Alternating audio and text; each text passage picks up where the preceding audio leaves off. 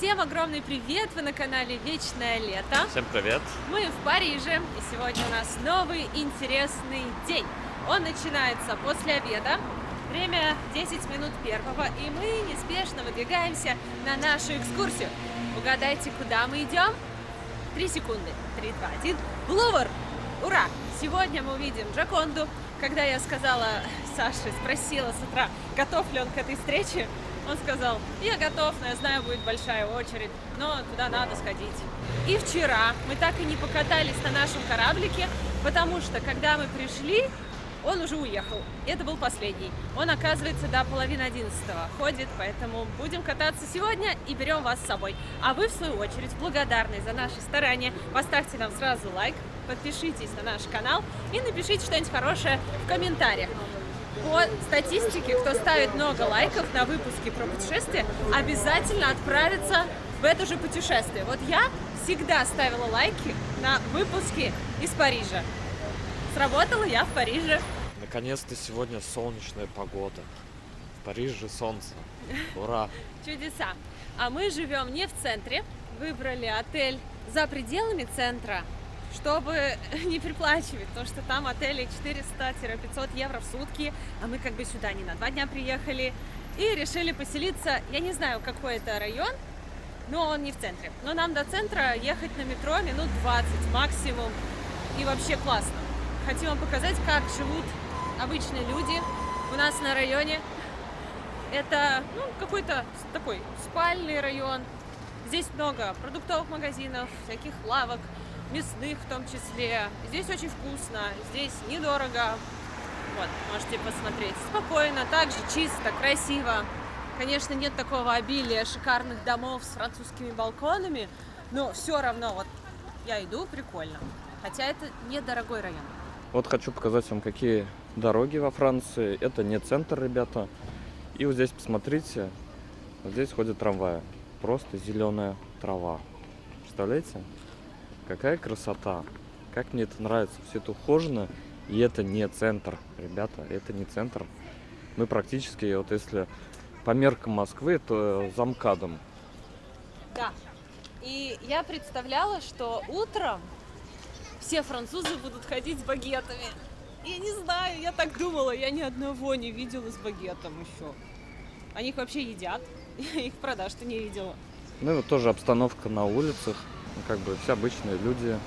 Это машины. похоже на Саратов в крутом районе. Ага. В центре, вот прям центр центральный. Это похоже на Саратов, где сделали дороги. У нас в Саратове уже нормальные дороги. Ну, в одном месте. Вообще очень похож на Саратов. Кстати, в этом районе тоже много красивых домов. Вот, посмотрите. Если решите переехать в Париж, то не обязательно селиться в центре. Можно и здесь. Я знаю, что здесь намного дешевле аренда. Конечно, в Париже слово дешевле. Оно такое странное. Тут как бы, в принципе, ничего дешевого нет. Но по сравнению с центром, где там прям баснословные деньги за месяц, то здесь подъемно. Что интересно, вот мы идем по улице от нашего отеля, и уже на одной нашей улице 2 Макдоналдса встретилось. Какая здесь красивая развязка трамваев. Вот, можете посмотреть, какая инфраструктура в городе. Вот похоже на Москву, да? Вот вокруг покрутитесь, да? И похоже. Мы вот когда жили в Москве одно время, похоже. О, божечки, вы посмотрите, какая красота. Просто от центра далеко. Но такая красота. И чисто, между прочим. Ой, как они себя ведут в метро, это ужасно. Надо отдельно об этом сказать. Я уж не знаю, кто это так себя ведет. Туристы, не туристы. Перепрыгивают через вот эти вот крутящиеся моменты. Ломают. Там закрыты ворота, они прям тут выбивают и проходят. Там все сломано у них. Возле Эйфелевой башни станция.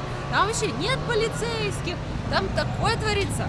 Просто там все почти уже сломали. Ну, вот эти, получается, ставни, которые пропускают. И многие, кто здесь живет, проходит прям напролом через По них. 5 человек. Вообще, и никто ничего не проверяет. И вот, ребята, показываем, как выглядит метро. Чистенько, плитка на стенах, никаких крыс, как многие говорят. Может, где-то есть, но здесь конкретно нет. Вот такие чистенькие вагончики. Вагоны в метро новые, все чистенько. И посмотрите, они беспилотные. Можно сидеть в первом вагоне. Здесь хороший обзор на город и подземелье.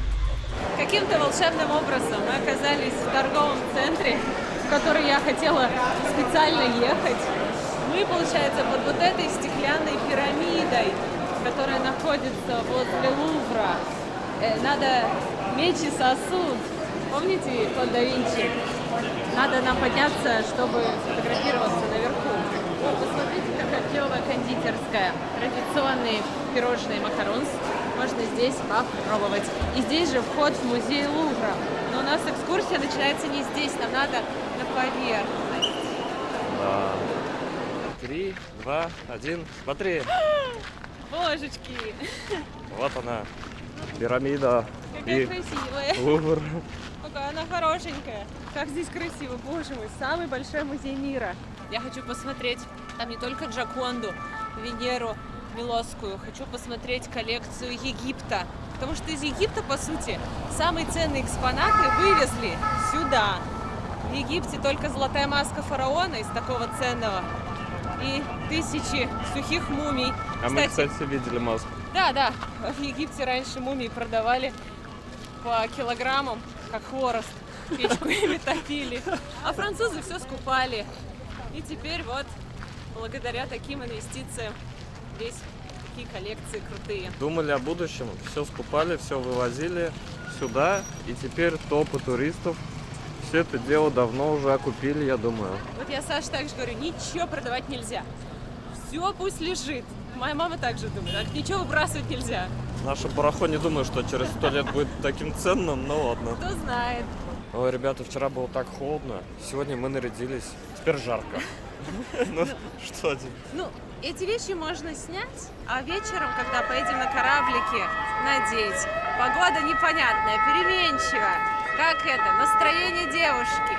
Ребят, как вы думаете, сколько стоит экскурсия в Лувр? Гадаем, 3-5 тысяч рублей? Нет, мало, больше.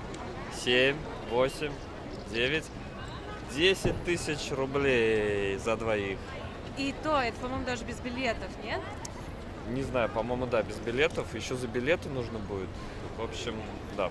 Есть несколько способов попасть в Лувр.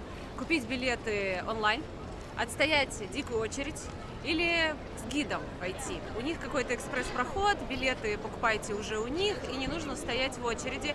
Плюс, если идете без гида, как я уже говорила, ничего не поймете. Ну, посмотрите картины, но детали, какой-то символизм в них, ничего не узнаете. По сути, вы с таким же успехом можете в интернете эти картины посмотреть, эффект тот же. Поэтому мы взяли гида, который нам подробненько все расскажет. Я знаю, что в этом музее много работ Леонардо да Винчи. И вы спросите меня, почему во Франции работы итальянца? Он же итальянец. В Италии тоже много его работ. Италия не продавала Франции его работы, как египтяне, да? Просто в один момент у Леонардо да Винчи закончились заказы в Италии. Он всю свою жизнь был довольно бедным человеком. Картины стоили дорого, заказать их мог только очень богатый человек. Писались они тоже достаточно долго, и у него там не было заказов, поэтому он переезжает в Париж, и определенный отрезок жизни работает здесь. Вот то, что он написал в Италии, хранится в галерее Уффици и других музеях. Все, что написал, живя в Париже, находится в Париже. И сегодня, я надеюсь, мы все это посмотрим. Чтобы обойти все экспонаты Лувра, по 2 секунды стоять, нужно 2 недели. А чтобы обойти все музеи Парижа, наверное, нужна целая жизнь, лет 100, потому что здесь около 300 музеев. И бытует мнение, что даже если вы знаете название всех музеев Парижа, были во всех, то определенно есть музеи, о существовании которых вы не догадываетесь. Просто город-музей. У меня вопрос к мужчинам. Почему вы не любите фотографироваться? Вот Сашу всегда приходится заставлять. Я говорю, давай я тебя сфоткаю. Да не надо. Я говорю, ну как не надо? Ты в Париже, во Франции, ты же не каждый день здесь бываешь. Нужны фотки. Я говорю, да зачем? Я говорю, на память. Я глазами смотрю. Ну, А выложить? Ну как так? Напишите, ваш мужчина любит фотографироваться, потому что у нас прям до скандала каждый раз. Говорю, вставай. Говорит, да ну, что тут? Мне не хватает возмущения. Я же сфоткай, сфоткай, сфоткай, сфоткай. Наверное, все мне ушло, вся эта энергия фотографическая. Почему не любишь? Рассказывай. Да я не знаю, это вот надо встать, чтобы красиво получилось, это все долго, как-то нудно. Вот, парни, напишите, вы фотографируете своих девушек, и как у вас этот процесс проходит? Мне До интересно. развода или нормально? Ну, вот это то же самое, что с одеждой. В магазине говорят, давай вот это купим, пока здесь, потом не будет.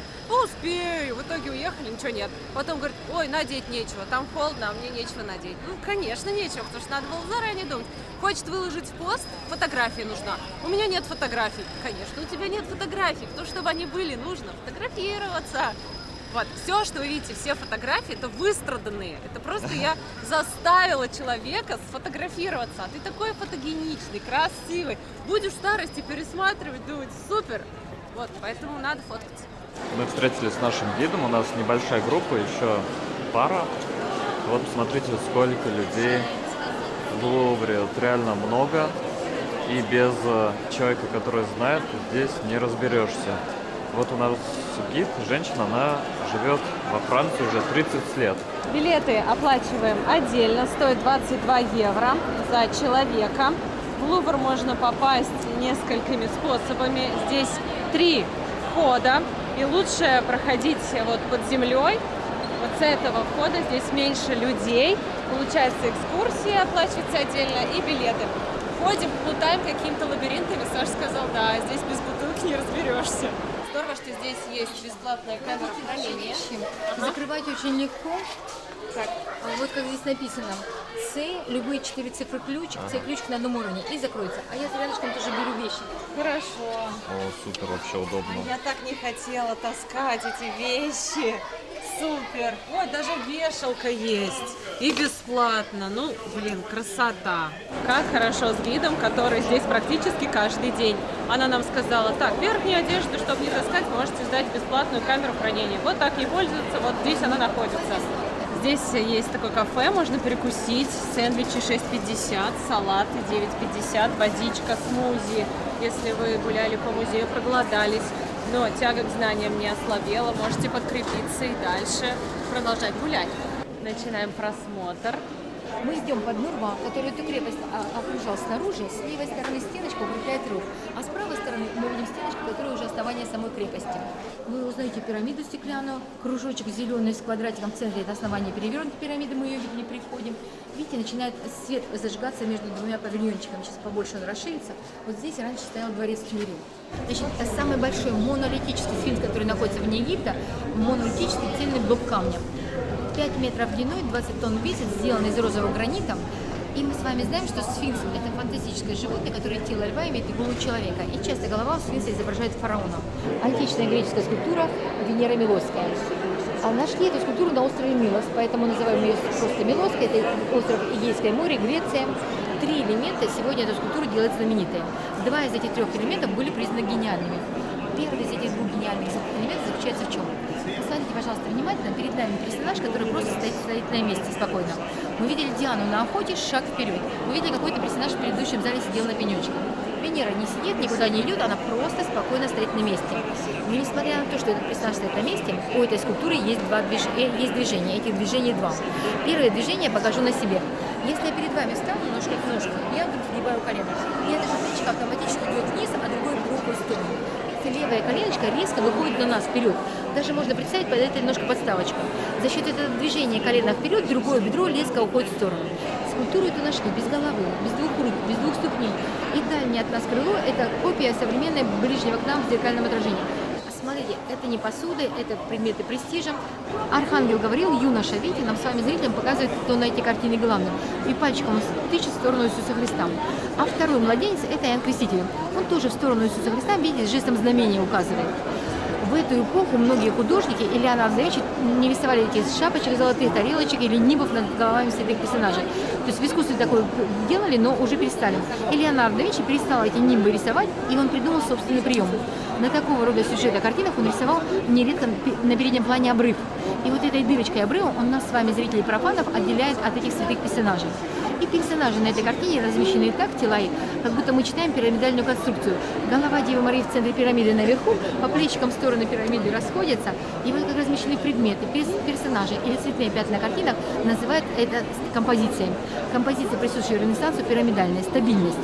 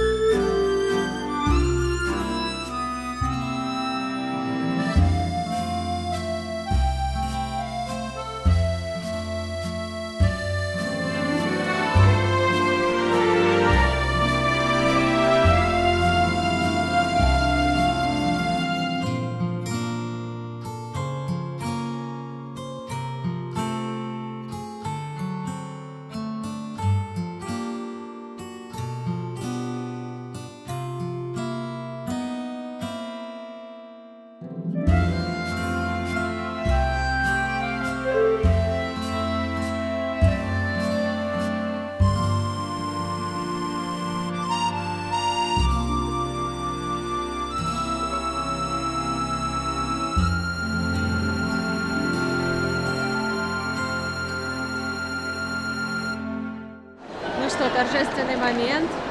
Вы разделяете его с нами. Впервые в жизни мы увидим величайшую картину Леонардо да Винчи «Джоконду». Какая она маленькая! Я думала, она больше.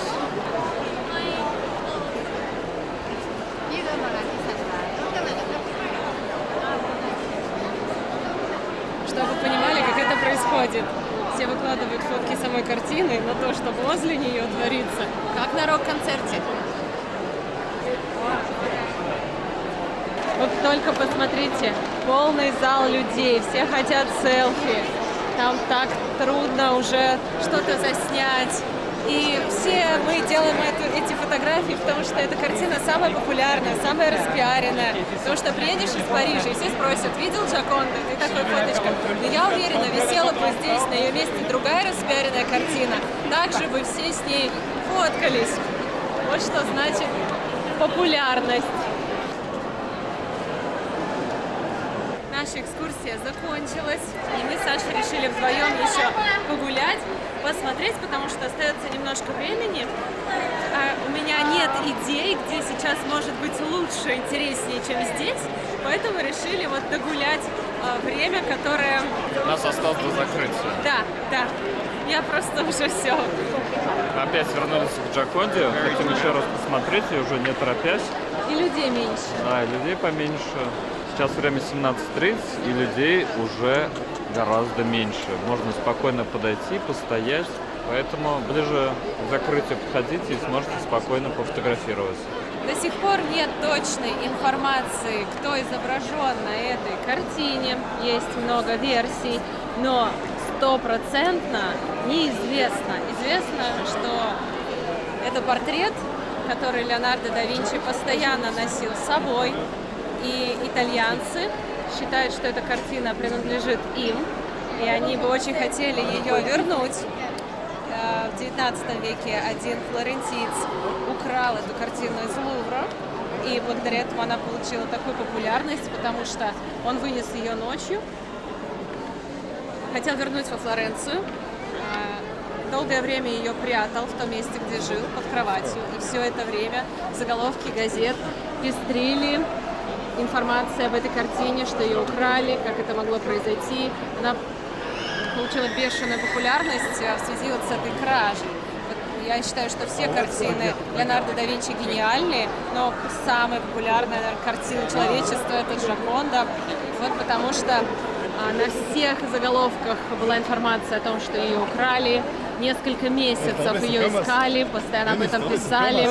И даже эта новость затмила, только на 2 недели гибель «Титаника» затмила вот эту историю. Потом снова она вернулась в прессу. Таким образом, мир следил за этой историей, за этим расследованием. Потом в итоге этот флорентиец привез эту картину обратно в Италию, хотел ее там продать, но человек из галереи сказал, что я не могу ее выкупить, и решил написать в Лувр. Приехали представители Лувра и с радостью забрали эту картину, а тому человеку дали срок всего лишь 1 год, потому что в Италии, во Флоренции, он признан национальным героем за то, что решил вернуть картину домой, как они считают, потому что да Винчи был итальянец, и они уверены, что он у нас родился, и картина должна быть у нас. Здесь на фоне Моны Лизы хочу поделиться впечатлениями от экскурсии. Она на 100% оправдала мои ожидания. Мне очень понравилось. Понравилось то, что за небольшое количество времени, ну вот где-то с половины 2 до половины 6, мы посмотрели самые топовые произведения искусства, узнали всю информацию о них, теперь уже лучше ориентируемся.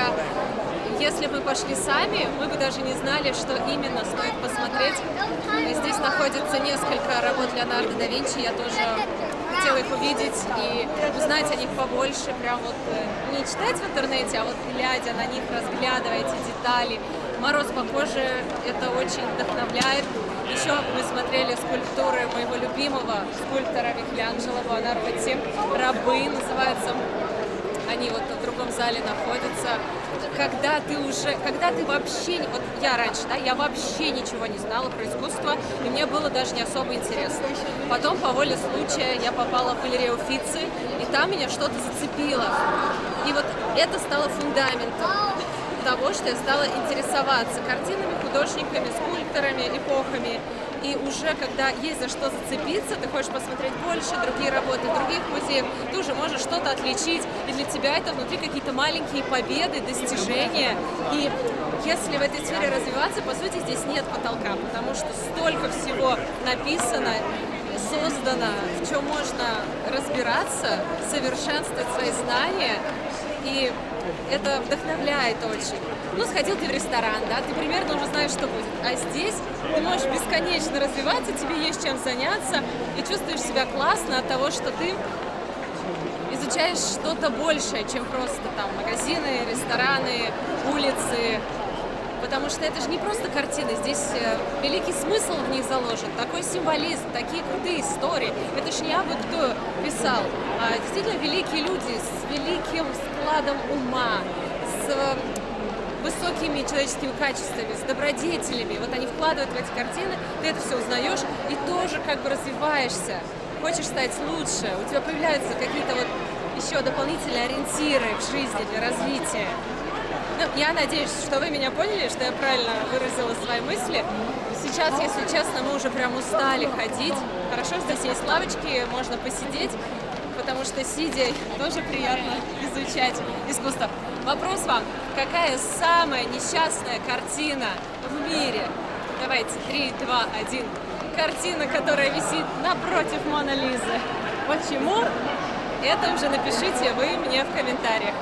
И, конечно же, уйти из Лувра мы не можем без книги. Нашла вот такой справочник «Шедевры. История дворца. Архитектура» на русском языке. Не очень тяжелая. И стоит 14,50. Как вы знаете, макарон – это знаменитое французское пирожное, но раньше его готовили просто в качестве половинок.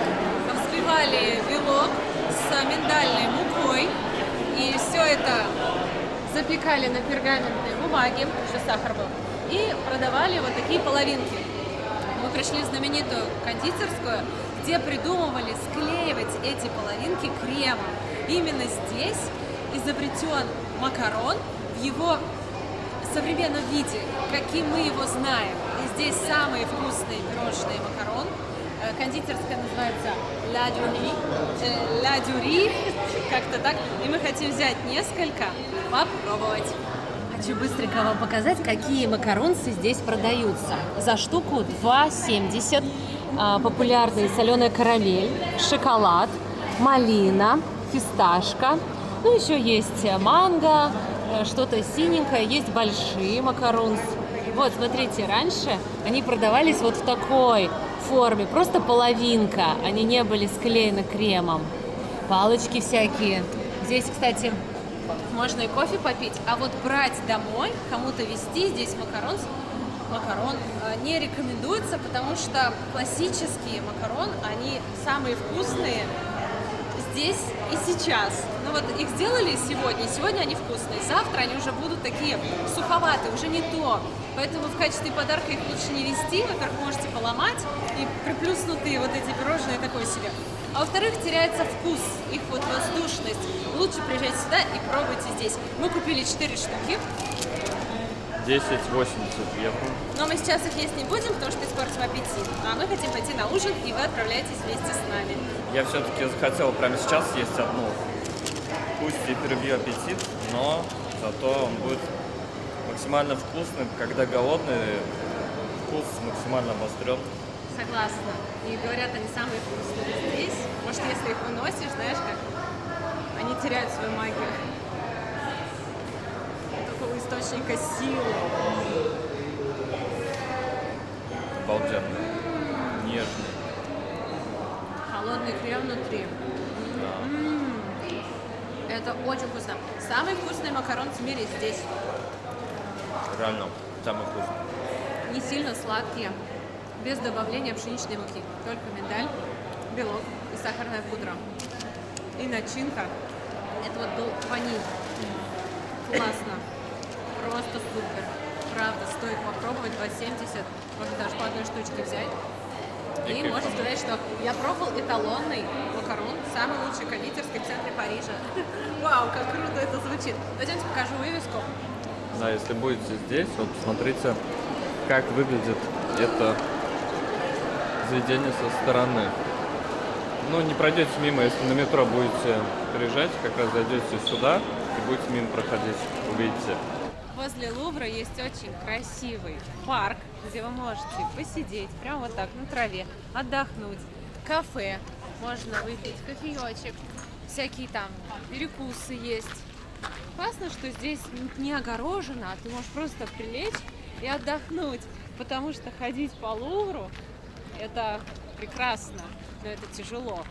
И после такой прогулки, как классно вот так полежать на траве с любимым человеком под открытым небом, особенно когда погода хорошая. Мы нашли заведение и сейчас идем в ту сторону. Кстати, пешком. У нас много на карте хороших ресторанов, но так как это город огромный, они не в шаговой доступности, везде надо ехать.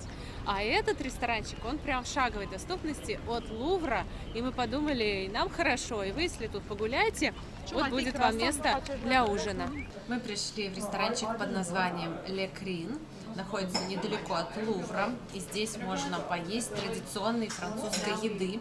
Здесь ужинают местные, а здесь сеты, знаете, сет-меню за 17 евро, входит основное блюдо, четверть литра вина, потом десерт, что-то там еще. В общем, сейчас все покажем. А уже нам принесли воду, вино и французский багет. Когда голодный, все вкусно. Давай, за чудесный день и за Париж. Принесли нашу еду. У меня утка с картофелем фри. Он прям такой зажаренный, на вид жирненький. У Саши котлета из говядины и яйцо. Я вообще не знала, что будет яйцо. Картошка вкусная. Прям хорошая такая, домашняя. Она не как фри, а просто пожарная как будто, да? Просто жареная картошка. Давайте попробуем утку. Во Франции утка популярна. Много где ее готовят. Для меня это радость, потому что я люблю утку. Ну, на вид она классная. А почему ты любишь утку? Вопрос. Ты знаешь. Рассказывай. Ладно. У нас в семье бывали тяжелые времена. Мы ели в основном суп и винегрет, то, что было в погребе. Это не потому, что там родители мало работали. Они работали иногда вообще в 2 смены. Папа еще оставался после работы. Но зарплату задерживали иногда на несколько месяцев. А мы жили от зарплаты к зарплаты. 90-е, перестройка. Да, я знаю, у многих были такие тяжелые времена. И папа ходил на охоту, у него было ружье, и он стрелял уток. У него было разрешение, и вот он ездил на лодке на Волгу и стрелял уток. Для меня это был праздник. То, что я приходила со школы, у нас была утка, мама готовила, также тушила или в духовке жарила вот это с чесночной корочкой. Поэтому, если выбирать, я всегда выберу утку. Для меня это вот здесь радость, и я люблю ее вкус. И я помню, родители всегда нам оставляли самое вкусненькое, а сами вот доедали то, что осталось. Не самая веселая история, но с тех пор утка для меня это прям праздник. Я помню это чувство, ты приходишь со школы и пахнет уточкой, и ты думаешь, сегодня утка, мяско, классно. Поэтому я люблю утку и всегда буду ее любить, всегда буду ее заказывать. Пробуем. Ну, в школе была столовая, наверное, но не было денег, да, даже? Да, у нас была в школе столовая, мы там обедали, но у нас не было возможности оплачивать там эти обеды. И я приходила домой очень голодная. Не знаю, когда ты ребенок, быстро завтрак переваривается, и тебе уже в обед очень хочется есть. Хочется пойти в столовую, но денег не было, и я не ходила, не обедала, получается, в столовой. Приходила домой, еще продленка всякая была. Голодная, как зверь, и там уточка меня ждала. Такая радость. И мама говорит, я уточку пожарила, там уточка ждет. Быстрее руки мыть, портфель бросать, лежать на кухне. Вот здесь, кстати, вкусная утка. Мягкая, нежная, сочная. Все, как я люблю. Дикая утка, которую мы ели, ее нужно прям долго тушить, чтобы она стала мягкой. А это домашняя утка, она уже сама по себе мягкая. Мне кажется, ее не надо долго даже тушить. Но результат один и тот же.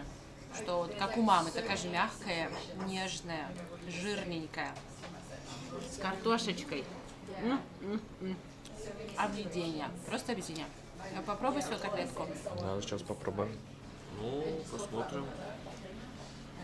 Хочется котлетку подсолить, она как будто недосоленая. Прям хорошенько так, еще можно поперчить.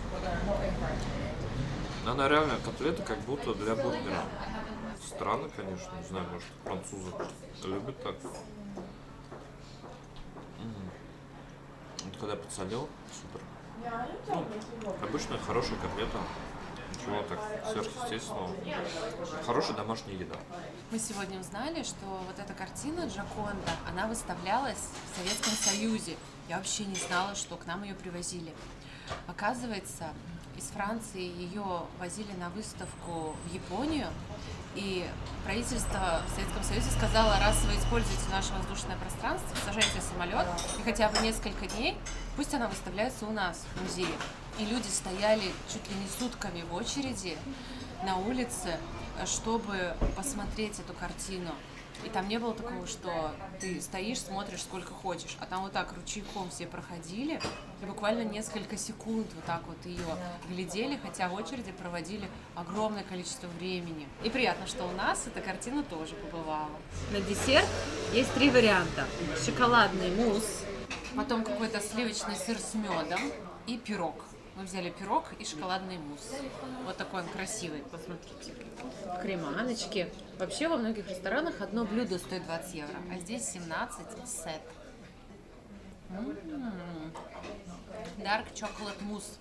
Мусс из горького шоколада. Почти не сладко.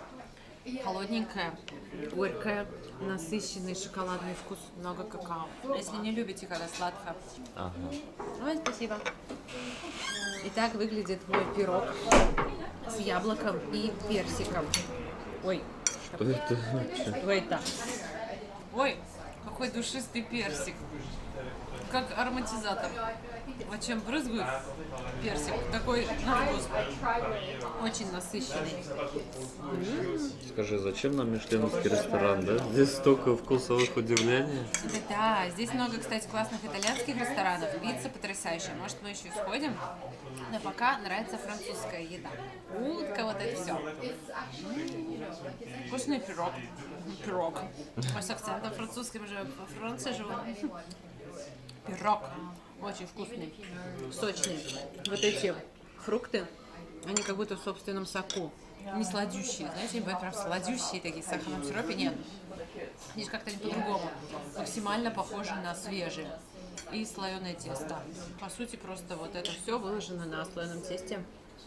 И это вкусно. Не думала, что это будет так вкусно. Правда вкусно. Мне нравится ходить на экскурсии, потому что когда ты идешь на экскурсию, ты думаешь, ой, я уже так много знаю, а после экскурсии ты понимаешь, что ты вообще ничего не знаешь. Признаюсь, мне так стыдно, но я признаюсь. Я сегодня узнала кое-что, что стало для меня открытием. Вот я думала, Леонардо да Винчи – это его фамилия. На самом деле Винчи – это город, в котором он родился, возле Флоренции. И его зовут Леонардо из Винчи. Это не фамилия, блин, это город в Италии. Ну, я стояла, не подала виду, сама думаю, что? Город? Да, город, Леонардо из Винчи. Точно. А Боттичелли. Я думала, что Боттичелли – это его фамилия, оказалось, это его прозвище. Бочонок. Сандро Бочонок. А на самом деле у него другая фамилия. Что такое? И это хорошо, потому что ты понимаешь, какой ты далекий. Точнее, недалекий. И что тебе еще есть что изучать. На самом деле, великих художников, скульпторов не так много. И если вот это все выучить, не так много времени на это уйдет. Но ты будешь прокачанным, ты в любом разговоре сможешь поддержать тему, высказать свое мнение, а не сидеть такой, я ничего не знаю, это все фигня, ага. Ну, а показать какую-то эрудированность, то есть может познакомиться с кем-то. Ну, в любом случае, я считаю, разбираться это круто. Вот разбираемся. Начнем с азов, с фамилии. Да Винчи – это не фамилия. Как просто начать изучать искусство? Есть 4 кита. Вспомните черепашек-ниндзя. Не просто так их всех звали. Микеланджело, Донателло, Рафаэль и Леонардо. Вот 4 художника, которые положили направление, основоположники вот этого направления в искусстве. Потом у них уже были ученики и все такое. Но если изучить работы вот этих 4 китов, то уже круто прокачаешься. Вот с этого надо начать. Просто по черепашкам ниндзя можно пойти. Леонардо, Рафаэль, Донателло и Микеланджело. Их и назвали, этих черепашек, в честь великих художников. А я и не знала. Все, что я знала, что они живут в канализации и едят пиццу. А как ты думаешь, почему в школах не изучают искусство? Я не знаю, почему в школах не изучают искусство. Я помню, мне не давалась химия. Я так билась, изучала, и она мне вообще не нужна. Может, кому-то нужна, но мне не нужна. Физика. Ой, я помню, на трудах нас... мы должны были шить фартуки. Я сказала, я не хочу шить фартук, у меня не получается. Мне не нравится. Вот эти все выкройки, выточки. Меня это слово выточка аж вот так передергивает. Я это ненавижу. И я помню, мне преподаватель сказала, что из меня получится плохая жена. Точнее, из меня не получится хорошей жены. Потому что я не умею все это делать. Шить фартуки и халатики. И вот это все для дома. Что я мужу даже носки не смогу починить. Я, правда, не могу чинить носки, если вижу дыру, отправляется в мусорный бак. Я не знаю, напишите в комментариях. Может быть, вы знаете, почему у нас нет такого предмета, да, как история искусств. Этикет. Не знаю, хотя это важно. А еще мы знаем, что Микеланджело расписывал Сикстинскую капеллу в Ватикане. Мы когда были в Ватикане, любовались этой капеллой. В Ватикане есть капелла, это такая маленькая церковь. И там потолок и стены расписывал Микеланджело. Изображение, где Бог тянется к человеку, и вот пальцы соприкасаются, это вот там. И я недавно только узнала, что Микеланджело вообще не хотел ее расписывать. Почему мне нравится изучать искусство? Потому что оно наполнено такими житейскими историями. Леонардо уехал в Париж, потому что заказов не было, денег не было в Италии. Пришлось, бедный был художник, это сейчас, да, великий, там, гений, почитаемые работы вообще даже не продаются, насколько это ценно. Раньше просто не было, денег уехал. Микеланджело вообще не хотел расписывать капеллу. Говорил, ой, можно не я, пусть Рафаэль распишет, пусть на него все спихивают. Говорит, пожалуйста, отстаньте от меня, я не хочу. И он несколько лет ее расписывал, у него спина отваливалась, у него шея затекала, все болело.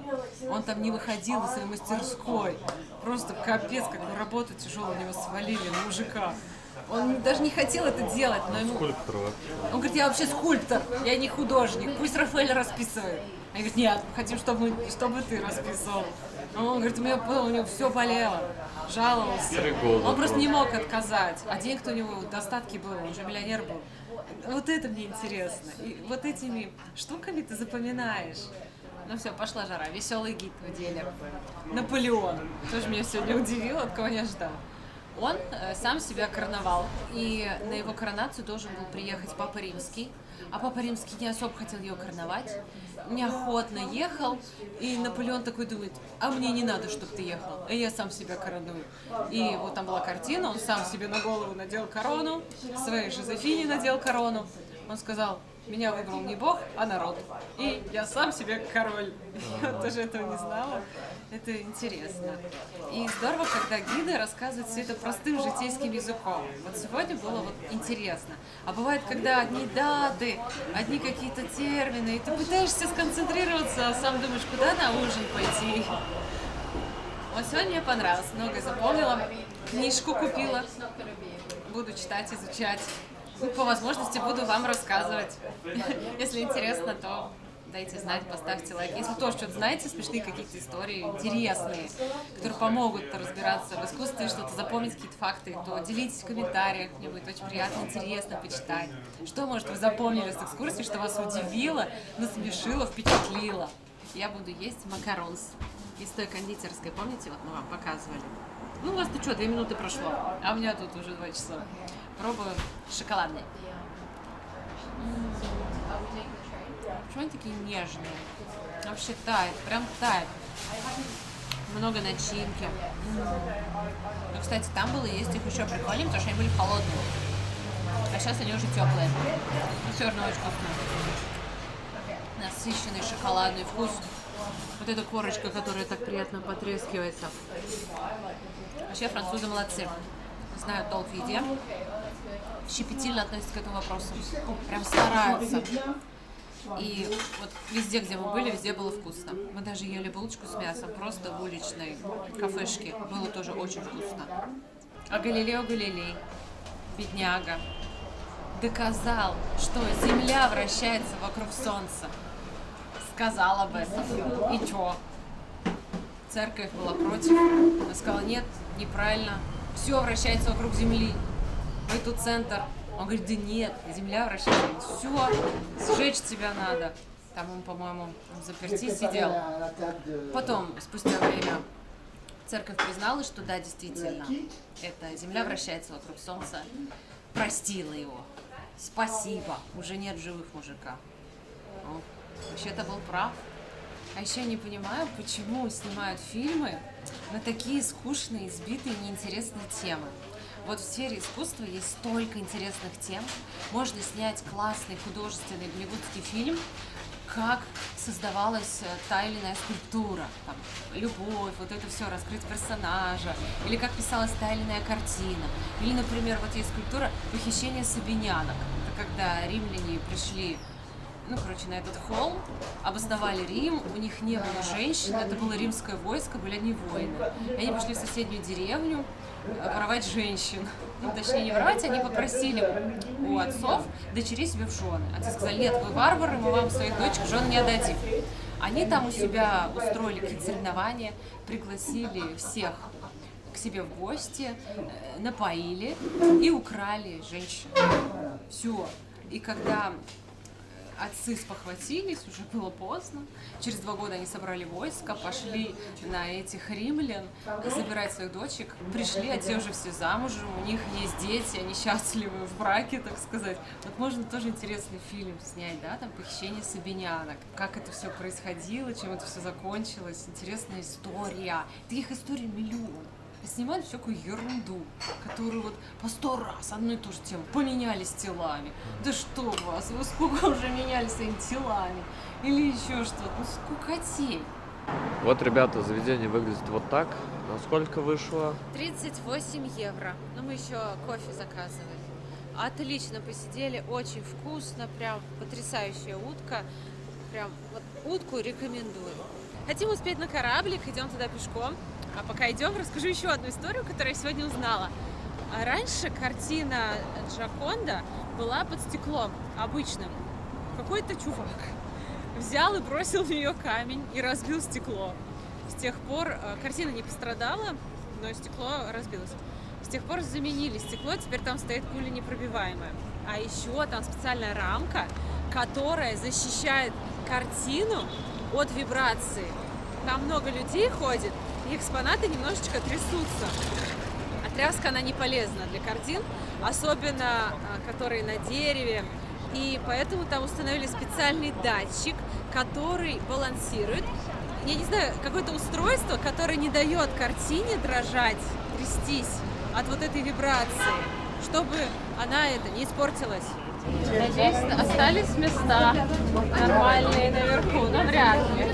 Ну, в общем, похоже, мест наверху не осталось. Поэтому приходите пораньше, чтобы сесть.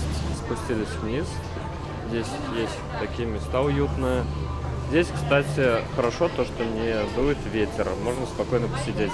Ребят, представляете, еще 2 минуты, и все, мы бы не успели. Мы только зашли, ворота закрыли, время 9 часов, и мы отправляемся.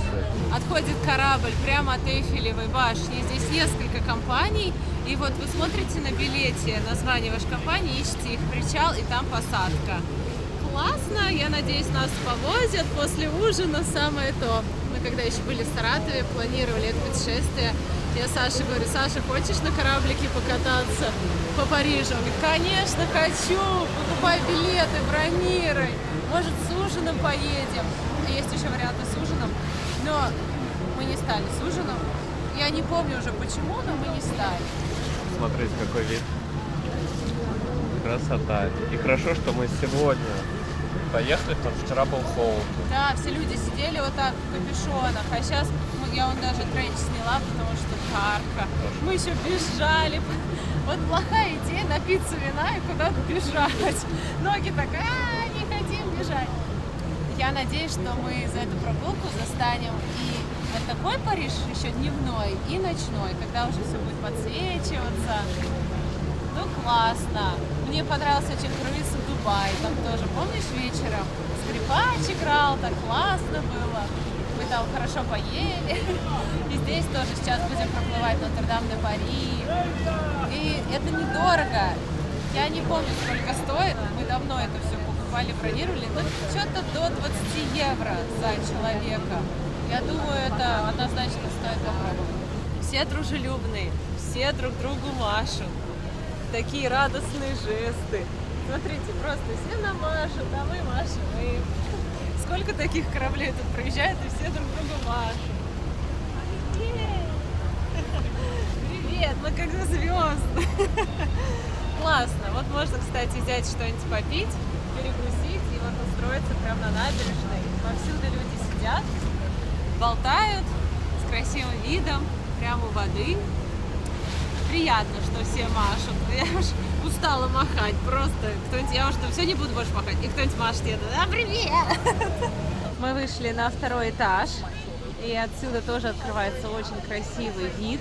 Кстати, что снизу, что сверху вид примерно одинаковый. Но здесь вообще как бы нет крыши. Тоже классное ощущение. Мы уже катаемся, кстати. Сколько? 40 минут. И еще не развернулись, обратно еще не идем. У нас порвался пакет. Наш мешок из Лувра. Смотрите, книга просится на волю. Вот, посмотрите, сколько людей сидит, нам машет. Некоторые люди выстраиваются в слова. То есть сейчас девчонки сделали так руками, получилось слово love. Было так мило вообще. Все махали, все кричали, радовались, снимали видео. Не, классная вот эта прогулка, мне нравится. Можно повторить с ужином. Мы сейчас проплываем остров Сен-Луи, вот, на котором находится собор Нотр-Дам-де-Пари. Изначально именно на этом острове был основан город Париж. То есть остров, он окружен водой со всех сторон, удобно его оборонять, а потом начал расширяться, и получился такой огромный мегаполис.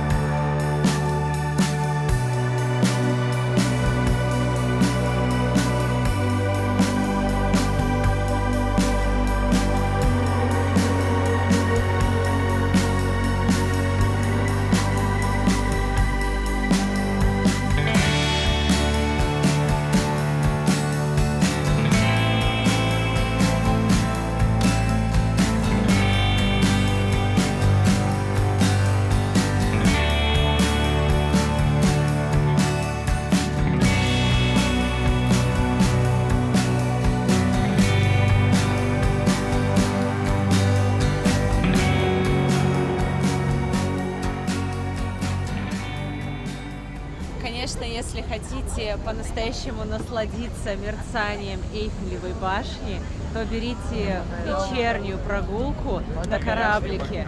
Вид просто супер. Мы смотрели с моста, тоже круто. Но здесь прям отличный обзор, ничто не мешает. Она во всей красе. Мне кажется, круче уже не бывает.